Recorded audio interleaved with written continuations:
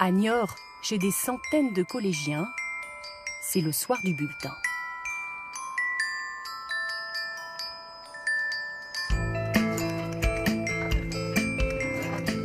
Le facteur est passé chez Manon, chez Océane et chez Mathéo.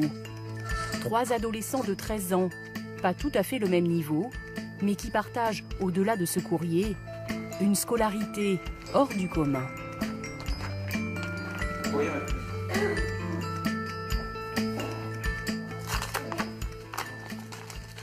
L'ensemble est préoccupant. Océane s'est montrée passive ce trimestre et ne s'est pas investie dans les activités. Bon, ça part mal. Le travail personnel est sérieux et de qualité et la participation orale est très active. C'est remarquable en tout point, bravo. Mathéo s'est bien impliqué à l'oral ce trimestre et s'est montré très investi en classe. Il reste de petites difficultés en production écrite que Mathéo pourra combler en fournissant un travail personnel bien plus conséquent. Il ne faut pas négliger de longues appréciations et il faut s'en contenter.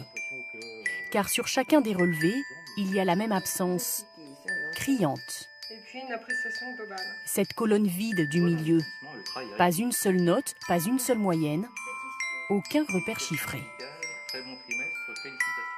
Vous, ça vous manque pas en fait, cette absence de notes, de chiffres sur ce bulletin? Non.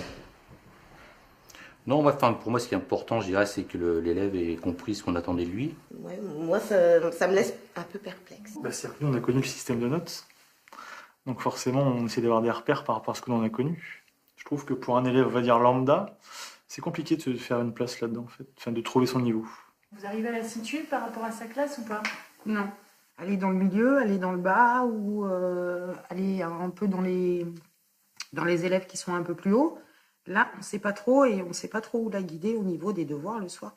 Ces 3 familles, ces 3 collégiens de 5e expérimentent une nouvelle pédagogie. La pédagogie d'un collège public ordinaire, mais qui a choisi d'en finir avec la sacro-sainte notation sur 20. Un collège en plein centre de Niort. Un niveau, une taille dans la moyenne des établissements français. 550 élèves, son lot de décrocheurs, de bagarres, d'amoureux. 550 élèves qui ne subissent plus la pression des notes chiffrées, supprimées, envolées depuis 3 ans. Au profit d'une autre forme d'évaluation qui se veut plus positive, plus bienveillante. Nous avons posé le temps d'un trimestre notre regard sur la 5e Pavlova, la classe de Manon, Mathéo et Océane. Dans ce collège, pas tout à fait comme les autres. Dans ce collège qui dénote.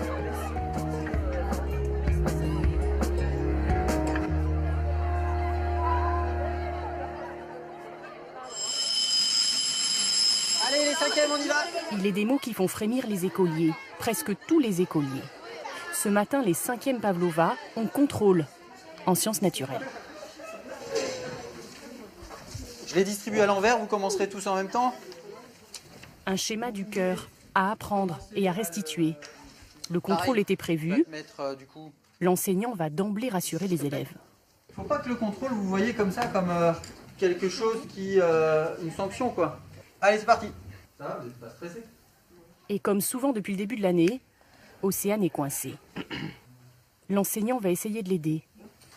Non, c'est celui-là. Et là, pourquoi t'es bloqué? Tu l'avais révisé? C'est compliqué sans réviser. Même avec la mémoire, elle peut pas... tu te souviens pas du tout. Donc le souci pour toi, c'est le cours. Mais ça, c'est pas qu'avec moi qu'il y a des soucis de cours. Si tu apprends bien tes leçons, normalement, tu seras plus à l'aise. Parce que quand on va parler en classe d'artères, de veines, etc., si tu connais pas ton cours, comment tu vas faire pour raisonner? Pour réussir les exercices de raisonnement? Sois pas accablé, hein. C'est pas un poids, c'est pas à la fin du monde. Hein. Il y en a d'autres qui n'ont pas appris leur cours. Mais le fait est que il n'est pas appris là. Non? Tu le reconnais. Éviter que les élèves se jaugent, se jugent et se dévalorisent. Éviter qu'une note couperée les fasse basculer sur le bas-côté. En corrigeant le contrôle raté d'Océane, Xavier Varenne ne va pas lui attribuer de notes. À la place, Il va manier les couleurs, les points verts et les points rouges. Pour lui, il ne s'agit pas d'un gadget, c'est au contraire presque un changement de philosophie. Moi, quand je vais rendre la copie, je vais m'appuyer forcément sur les choses positives pour expliquer, voilà, c'est bien, tu as fait telle ou telle chose correctement. Et puis par contre, essayer de cibler pourquoi voilà, il y a des choses qui ne sont pas passées. Donc ça va permettre d'engager un dialogue et ça ne va pas être une note qui réduit, qui va être une évaluation à un instant donné, quoi. Ça, en version note, ça aurait donné quoi alors? En version note, ça aurait été pas lourd, je sais pas, 5 peut-être sur 20. Et dans ces moments-là, Xavier Varenne, le prof, a Xavier l'élève en tête. Vous en avez un peu souffert des notes? Assurément, ouais, j'en ai souffert. Ouais. Et je pense que si j'avais été évalué par ce système-là de compétences, je serais certainement pas le même adulte que je suis maintenant. C'est-à-dire? Je pense qu'il y aurait des choses, j'aurais peut-être eu plus confiance en moi, il y a des choses que j'aurais perçues différemment.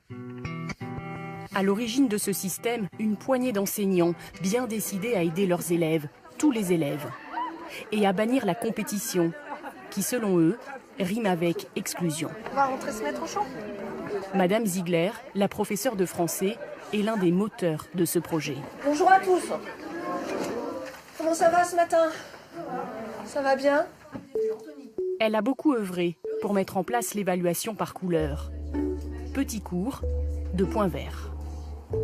Ce sont les compétences qui sont jugées. Mathéo peut gagner au fur et à mesure des quarts de points verts. La couleur qui rassure. De quel péché il s'agissait, c'est bien? Le point vert pour l'orthographe, pour la compréhension et l'attitude appropriée pour rédiger les réponses aussi. La participation orale et respecter les règles. Vous avez trouvé. D'accord. Et toi, l'objectif, c'est de les remplir au maximum, ce point vert. Il y a 3, 4 macarons à gagner. À vous de jouer. Et pour cela, les élèves ont le droit de faire appel à un ami. Je peux genre mettre la vérité blesse les gens et tout. Non, tu mets une trace, tu fais. C'est le principe ici. Il correspond à la morale. On appelle cela le travail en îlot, un îlot de solidarité. Oui. Les réponses sont construites en groupe. Oui, c'est cool.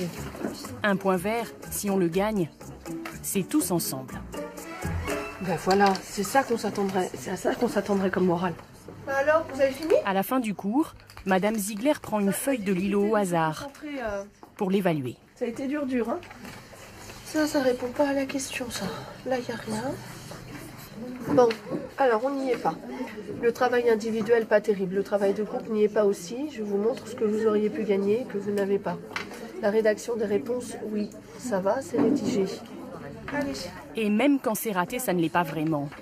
Dans ses évaluations quotidiennes, Cécile Ziegler n'a que son feutre vert en main. Il risque pas un point rouge là en fait? Là-dessus, non. Il risque de pas construire du vert. S'ils se tiennent très très mal, si tout à coup Anthony se met à danser sur la table, alors là, oui, je peux lui demander d'inscrire son nom et mettre un point rouge. Mais comme il est formidable, il le fait jamais. Voilà, on voit la vie en vert. Et voilà comment en 1 heure de temps, ces 28 élèves de 5e viennent d'être évalués, tout en douceur. La douceur a un prix. Cécile Ziegler, comme la majorité des profs de l'établissement, vit ce choix comme un véritable engagement. Très coûteux en temps. Après le cours, à la place de la classique pause café, aujourd'hui encore, c'est jus de crâne. Merci. Nous vous remercions d'avoir pris du temps encore une fois pour ce travail très important pour faire avancer notre expérimentation. Des heures de concertation, saluées par la principale, car elles sont loin d'être toutes rémunérées. Au menu des discussions, toujours la même chose, l'évaluation, ou comment remplacer au mieux les notes.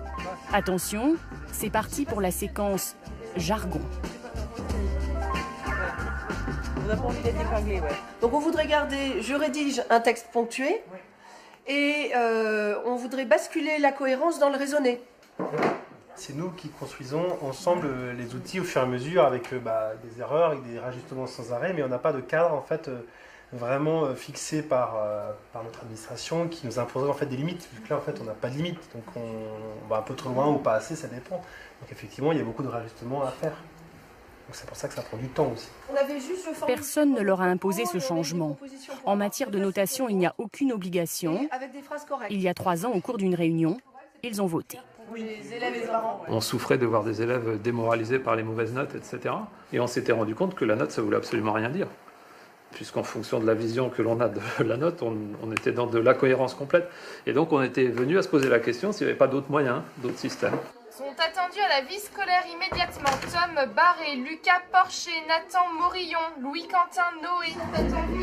Comme la voix du haut-parleur, l'état d'esprit s'est propagé à tous les étages. Ne pas noter, protéger, encourager. Okay, it was excellent. It was excellent. Good.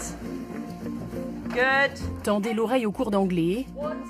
Very good. Absolutely no problem. Et vous comprendrez vite qu'ici on met l'accent sur le compliment. That was good, no problem. This is good, okay. Thank you very much, your lesson is okay. And that's very good. C'est du surencouragement peut-être, je ne sais pas, mais non, ça me paraît important de leur dire que je suis contente de ce qu'ils ont fait, quoi. C'était difficile et ils y arrivent bien, donc c'est une logique d'évaluation et non pas de dévaluation. Ça, c'est notre grand mot, ça. On évalue, on ne dévalue pas. C'est un slogan. Voilà, on le répète comme un mantra. Évaluons, ne dévaluons pas. Au collège Gérard Philippe, on responsabilise les élèves. Mais il suffit de tomber sur cette petite scène impromptue, au détour d'un couloir, pour comprendre que rien n'est vraiment acquis. J'ai blancoté le rouge, j'ai mis du vert. Et le professeur m'a engueulé fatalement. Et vu que j'avais laissé la feuille sur mon crayon, je n'avais pas. Pourquoi tu as transformé le rouge en vert? Qu'est-ce qui t'a motivé? J'ai eu 2 points rouges sur cette compétence alors que l'exercice était vraiment tout beau. J'ai été écœurée, du coup j'ai changé et voilà. Est-ce que tu crois que d'avoir changé les 2 points rouges en 2 points verts, ça a fait de toi quelqu'un de meilleur en maths? Non, parce à l'intérieur de toi. Puis même après, je me suis retrouvée avec 2 points rouges. Bon, t'as gagné ton après-midi ici. J'ai gagné 1 heure de colle. Et voilà. S'il y a de la triche, même avec les points, cela veut-il dire que, comme ailleurs, il y a une forme de pression? La pression est-elle nécessaire pour apprendre? Plein de questions en l'air, sur lesquelles, par un heureux hasard, travaille un groupe de chercheurs de la région. Jean-Claude Croiset et Sébastien Goudot sont 2 scientifiques du CNRS. Depuis 2 ans, ils essaient de mesurer dans ce collège comment le stress et la compétition influencent l'apprentissage. Et ce matin, c'est la 5e Pavlova qui s'y colle. Donc bonjour à tous et à toutes. Les tables sont tournées vers le tableau. Le mot évaluation inscrit en gros. Plus de cadeaux. Allez-y, vous pouvez y aller. Vous pouvez commencer la lecture.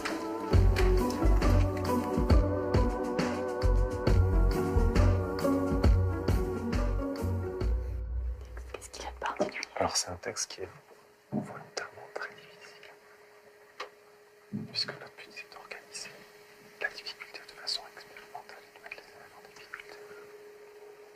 L'exercice sera chronométré. 45 secondes. Celui qui a trouvé la réponse doit lever la main pour que tout le monde le sache. Pression et compétition. Donc on va passer à la première question. Tout le monde joue le jeu. On a quelques-uns, on a vu qui ne levaient pas la main. Est-ce que vous pouvez peut-être expliquer ce que ça faisait, ce que ça vous faisait de voir les autres qui levaient la main alors que vous n'aviez pas terminé à répondre? On se sent un peu nul face aux autres, par rapport à ceux qui sont plus rapides que nous. Ça peut nous amener Des tests de ce type ont été réalisés sur 1000 élèves cette année. Et ils confortent leur idée que moins on se compare, mieux on apprend. Ce qui est bénéfique à l'apprentissage, c'est de ne pas se poser ces questions de qu'est-ce que je vaux, est-ce que je vais réussir, etc. Parce que lorsque les enfants rentrent dans ce type de questionnement, eh bien, ils commencent à douter de leurs capacités. Et pendant qu'ils doutent de leurs capacités, eh bien, ils ont moins de ressources pour s'attaquer aux apprentissages auxquels ils sont confrontés.